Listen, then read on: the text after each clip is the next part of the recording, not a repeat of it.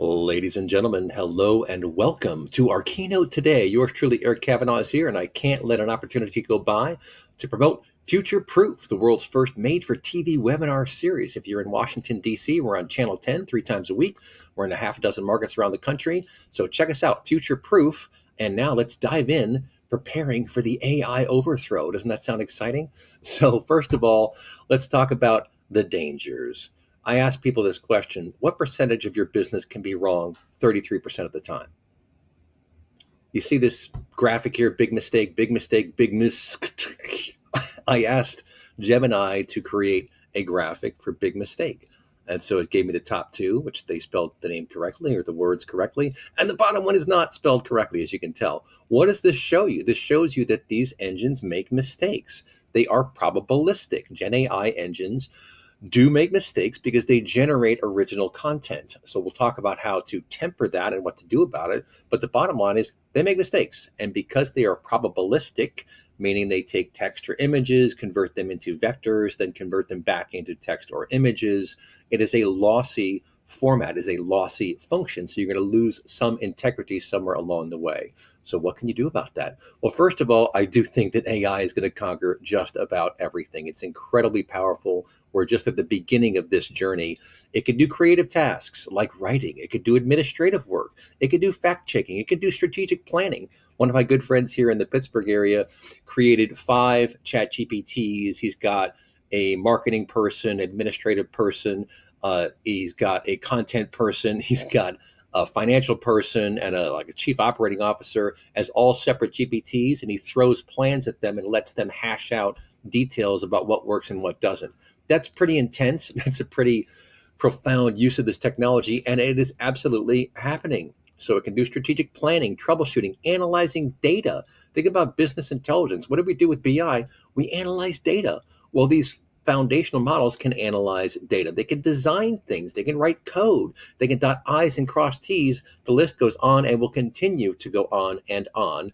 As if you're a plumber, of course, or a chef, or various other hands-on type jobs, you're safe certainly from AI, but AI can still help your job. So it's incredibly powerful, and it is going to conquer just about every corner of the enterprise technology space and the consumer world as well.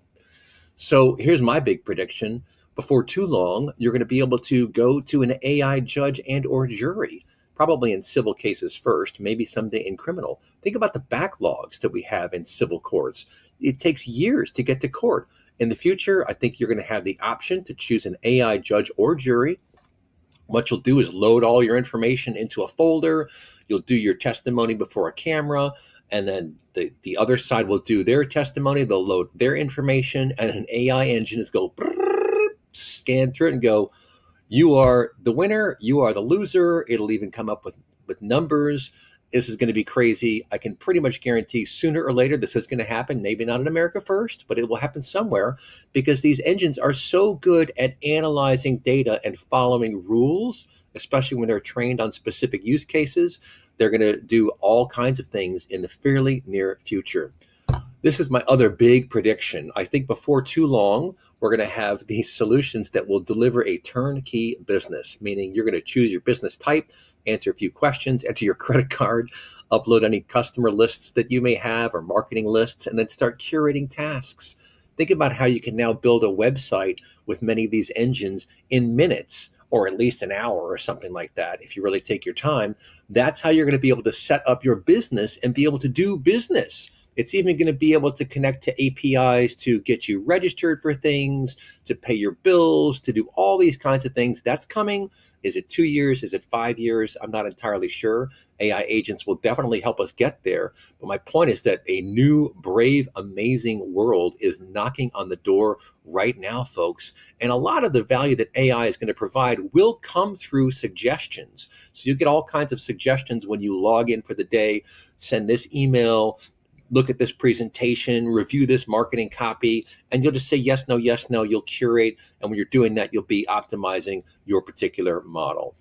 So this, you may remember, was a quote by Sam Altman, who said the age of giant AI models is already over. And we were like, huh? What are you talking about? He then went on to ask for $7 trillion to build new chips and do all sorts of amazing things.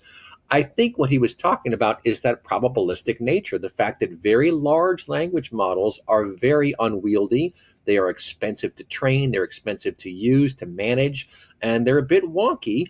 And we'll talk about that, why small language models might be more preferred. But before that, let's talk about what these LLMs do fairly well.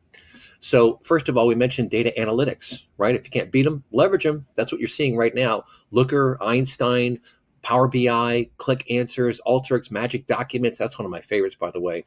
You see all of these BI engines are now using AI to add context, to add natural language processing, all that fun stuff. So it's everywhere. It's going to continue to be everywhere.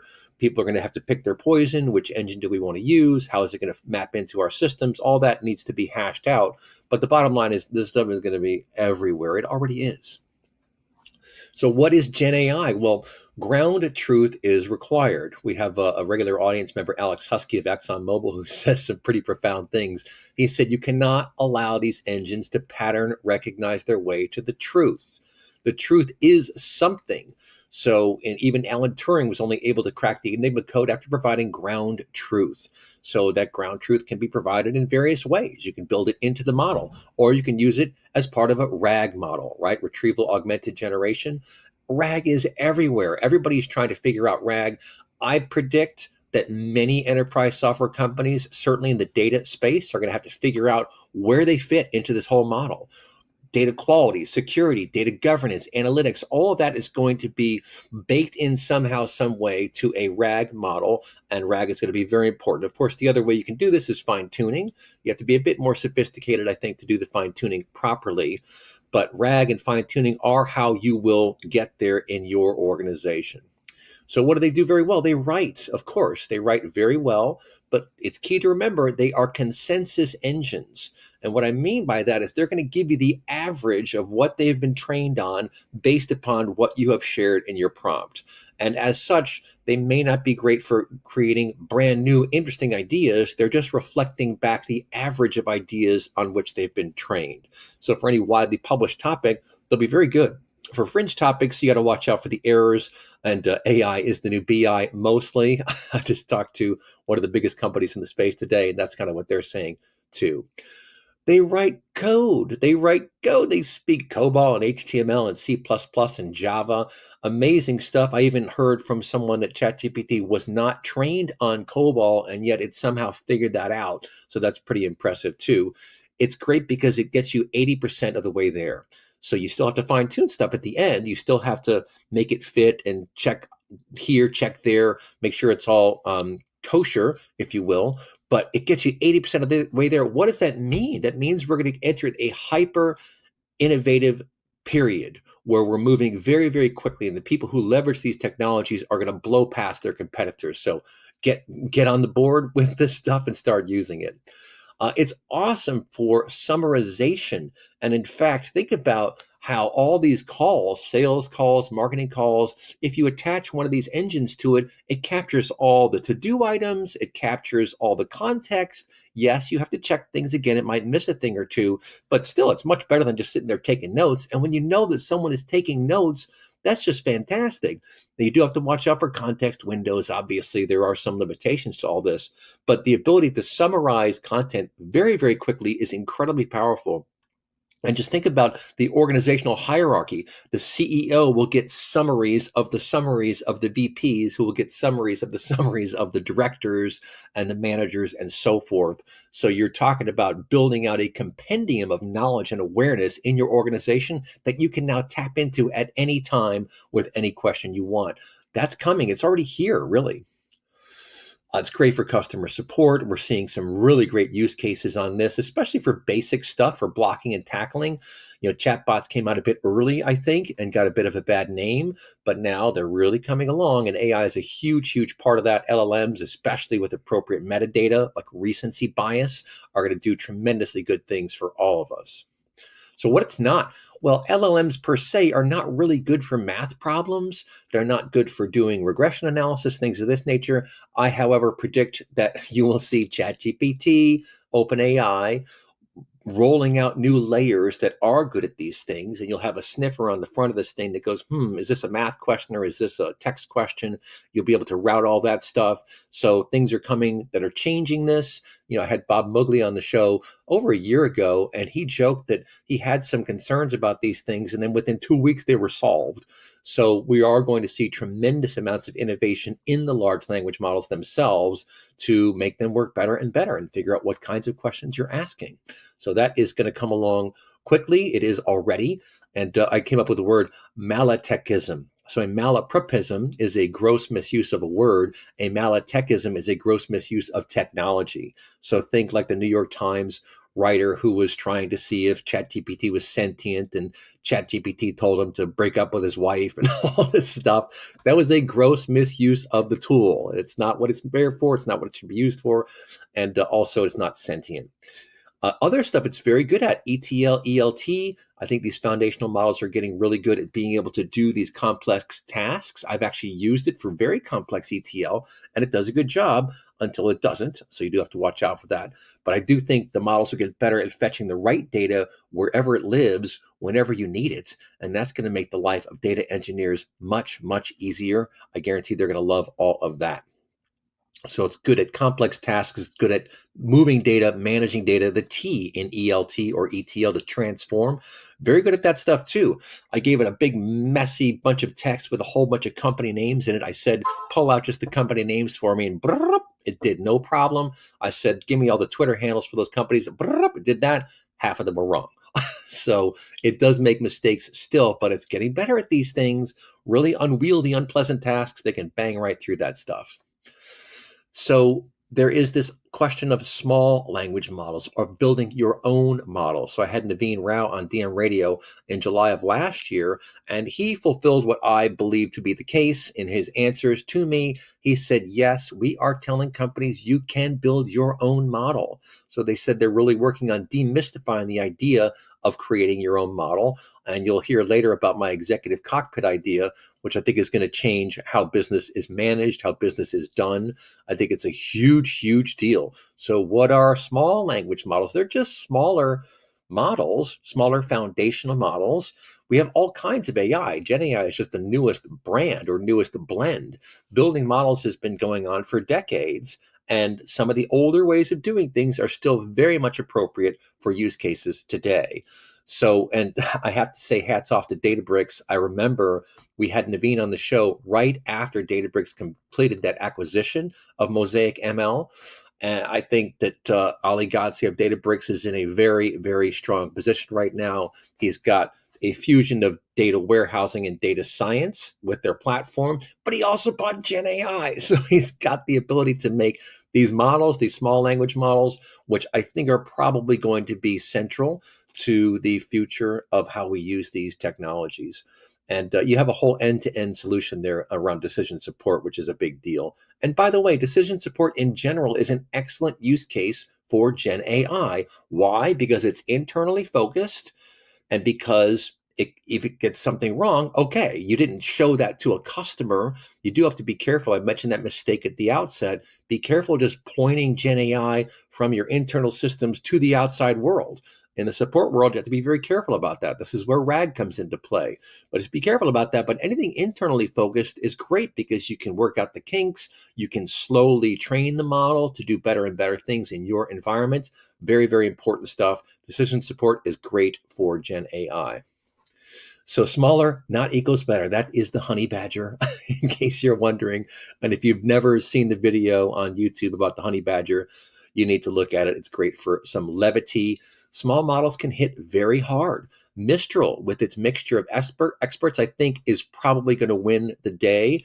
It's an excellent model. Instead of one large model, they have a whole bunch of small models or smaller models, and they have, again, that sort of orchestrator. So the orchestrator pulls in information, goes, I think I should use this one or that one. I think that is a very lean and efficient way to do artificial intelligence. There's also Olmo, which just came out, which is real open source, including access to the training data. Now that is gosh darn impressive, folks, because if you can see how the model was trained, your team can get a much better understanding for what that process looks like, what the value is, how you can train it on your data, really understand the nooks, the crannies, the nuances of these technologies. And as I mentioned on our show several times, training an AI model is kind of a lot like raising a kid, meaning you have to be careful what you give it access to. If you say curse words in front of your kid, guess what? They're going to say curse words back.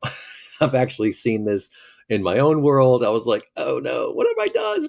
So then you can kind of, move away from that, but it's hard to untrain a model. And this is one of the problems I think that Sam Altman was talking about with large language models, because once it's trained, you can't really untrain it. So what you do is you temper it, you try to ground it with your RAG model or with a vector database. Anchors of truth is what Brian Raymond of Unstructured IO calls it. I love that concept. So in your RAG model, your vector database, your vectors based upon your data, those are your anchors of truth. That's how you bring it around. And we just actually had Amr Awadallah on the show a couple of weeks ago, former Cloudera co-founder, CTO, very smart guys with a new company now, Vectara. And what they do, I think, is what I was thinking to myself is the best way to go here. They have a multi-step process where that last step is a whole separate model that steps in and checks everything and makes sure it looks good. So it's like it's an extended RAG model where they're leveraging the power of the LLMs, but they also reward it when it gets things right and penalize it when it gets things wrong. So they're doing reinforcement learning or training on these models over time. Again, these are best practices. These are ways to do things, but the off-the-shelf models are pretty darn powerful. And there's a whole bunch of them out there. So Mistral, Olmo, there's BERT, the whole BERT family, Distilled BERT, Albert, Mobile BERT, Teeny BERT. There's a whole bunch of them out there, and there are more coming. So these focus models, I think, are going to help win the battle. I think they're going to win in the end, just like mammals beat the dinosaurs eventually. I think smaller is going to be better, especially when you mix them together and have them all purpose built. So this is a concept I call the executive cockpit. So I think the future of executive management will look a lot like this.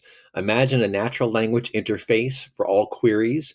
And what you're going to do is in your RAG model, first of all, you're going to get your own small language model and you're going to train it on all your data, your ERP, your CRM, sales, support, ticketing systems, whatever you've got, emails, whatever you have about your company, and especially, for example, your vision statement, your mission statement, but all the transactional details, whatever you've got, you train your small language model on that you run yourself. Okay. Not every company's going to want to do this. There are downsides to this approach, obviously, because if you're doing your own model, well, if it goes sideways, you have to be prepared for that. You won't be able to leverage as many of the innovations in the space that you want to, because I guarantee you, ChatGPT and OpenAI and Microsoft, they're going to be working all around the clock to improve theirs.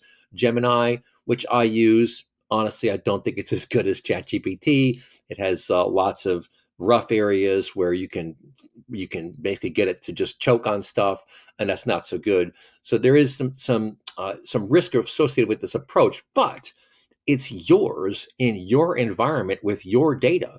And then what you do is you set up Kafka topics from your key systems, ERP, CRM, sales, support, into your vector database. And then all of a sudden, guess what you can do? CEOs, senior executives, VPs, anyone who gets access can ask any question of all their data at any time. How about that? You can even have it take action. You can say, okay, set a meeting with all my regional VPs and send them charts and graphs to support the challenge that we're facing right now, and boom, go do it. In the background, it just runs around, finds a time for everybody, sets up the meeting, sends them the details. Oh my goodness. Think about how much that changes the conversation that you have with your team. All of a sudden, everyone is roughly on the same page. You don't have to wait for updates in some meeting to be able to make decisions about stuff. You're already seeing what's happening. Everyone's going in. It's almost like you're watching the football game during halftime, and you can talk about where we can put this character, that person, whatever you can do, all the different changes you can make. The team can all collaborate on this stuff. It's a whole different paradigm for how to run your business. So LLMs, your data too will be assimilated. I think these new AI models are going to dominate enterprise systems very, very soon. They're already out there. I think that what you have to do is get your team to play with these things, spend some time with these things. I also think that there is a very significant factor coming upon us right now, which is that the age of the blowhard is going to die. And what do I mean by that?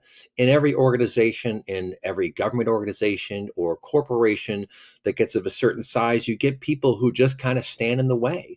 You get people who quash ideas, who break down processes, who are just a wrench in the works. I think the days of that person are frankly numbered. Because what's going to happen here is executives and even team members, if they get access to things, are going to be able to see around corners. It's going to become very obvious who is working hard, who is not working as hard. It's going to be much easier to do attribution, to figure out who deserves credit for something versus who may not deserve credit for something. All of these things are going to converge on us, and it's going to be very apparent who's doing what and where within an organization.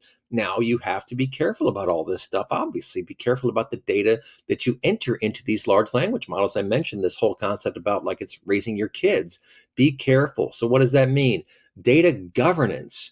Data governance, folks, and understanding where data came from, knowing what data quality levels are acceptable. I think you're going to see a whole push now around data governance and around finding some way to reasonably assess the state of your unstructured data, not just your structured data, all the unstructured data. And there are lots of very, very cool companies that are doing work in that space right now. We've had one on a show the last few weeks, a couple times, called Hammer Space. They have some of the biggest clients in the world. They're actually training Llama 2. They use a parallel file system to be able to see all of your enterprise data and then orchestrate it at scale. That's a pretty big deal. Training these models, folks. I told you about my idea of training your own small language model. I do believe that's an excellent way to go. If you have the gumption, if you have the wherewithal to do that, I think it's an excellent way to go. Otherwise, using your RAG model is another way to do it. But remember, once you point these algorithms at your data, once you train a model, whether it's yours or a RAG model or someone else's model on your data, it's very hard to untrain that. Now, I have heard that from the outset, IBM's Watson, which of course now is Watson X, was designed to be able to let you pull out data sets and then retrain the model. I don't know who else is doing that. That's obviously pretty cool because, again, once it's in there, unless you can take it out. And so the folks at IBM have focused on that. I think you'll see more of that coming in the future. But a lot of this stuff is going to permeate. It's going to be just everywhere. So getting your unstructured data in order is going to be a huge task. Now, luckily, there are companies that do that these days. I've come across a couple in the recent past. There's a company, Praxi Data, we've done some work with. There's another company, Shelf, I've only taken briefings from, and they look fantastic. And what they're doing is they're scanning your entire information environment, and they're giving you reports on how much redundant data you have, on how much bad data you have, on how much missing data you have. All these things are really, really important, especially when you think about migrating to the cloud, for example. We're also hearing about pulling back from the cloud. And I will tell you that, in my opinion, the rumors of the data center's demise have been greatly exaggerated. I think data centers will pivot. I think that some of these parallel file systems will come in very handy for being able to allow companies to figure out how to optimize their information architecture, because current information architectures, I promise you, are a mess. They're more or less a walking, talking disaster waiting to happen because there's no way to manage it right now. It's just too unwieldy. If you're a Fortune 2000 company, your de facto information architecture is like the Rocky Mountains themselves. It's just really hard to traverse. It's hard to even appreciate the magnitude of these things. So before you go training these powerful AI algorithms on all of your corporate data, what I would strongly recommend is that you put a program in place to really understand what unstructured data do you have. I suggest looking at these parallel file systems as one way to possibly do it. And that's actually another interesting point to consider, because now we're finally seeing a fusion of traditional data management with high performance computing. these two worlds need to talk to each other. They both have wonderful innovations. In Hadoop, we learned a lot over the years with Hadoop. We learned a lot about federated systems, about tackling whole new types of challenges. But I can tell you across the board, data governance is absolutely crucial. And do it before you go into the world of trying to train your own AI model or even using these off-the-shelf AI models. Data governance is going to be really important. Pay attention to that, focus on that. The better a job you do preparing your corporate data to move into this whole next generation of AI models, the better off you are going to be. So don't do it yourself. Bring in the big guns, as I always say. This is your moment of Zen. And I'll just talk for another couple minutes here about how big a deal this is to our world. We are seeing tremendous innovation. And I promise you, the entire world of enterprise software is going to be turned inside out because of these innovations. And all these old technologies that are lying around, they're going to have to take a hard look at their engines, at how efficient they are, at where, when, how, and why these new models are going to start challenging what they do. But everything from data capture to data analysis to data delivery, data access, data polishing, data quality, data governance, all these things can be enabled by AI, by different foundational models. Now, there are other shoes yet to drop. The cost model. Models do go sideways. This does happen. When a model goes sideways, what do you do then? A lot of times in the traditional world of predictive analytics, for example, you'll have your production model and you'll have challenger models. And the challenger models kick in when the production model goes sideways or becomes overfitted. We do have to watch out for overfitting models. We always have to watch out for that.